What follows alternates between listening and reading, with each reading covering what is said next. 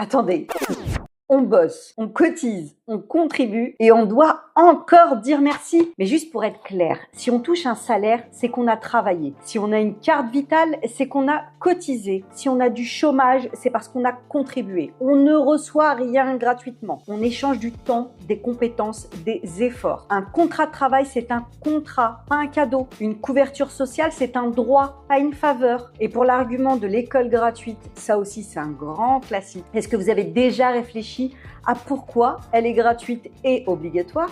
Déjà, si c'est gratuit, c'est que ça ne vaut pas mieux. Si c'est gratuit, c'est que le produit, c'est toi. L'école n'est pas un cadeau, c'est un investissement de l'État pour former les citoyens dont il a besoin. Et puis depuis quand on oblige quelqu'un à accepter un cadeau? Le système éducatif n'a jamais eu pour but de nous offrir un avenir. Il a pour but de former la main-d'œuvre dont le pays a besoin. Et c'est normal. Mais ne nous faites pas croire que c'est de la générosité. Toutes les compétences qui m'ont permis d'en être là aujourd'hui, je les ai acquises en payant mes formations. En langue, en création et rachat d'entreprises, en immobilier, etc.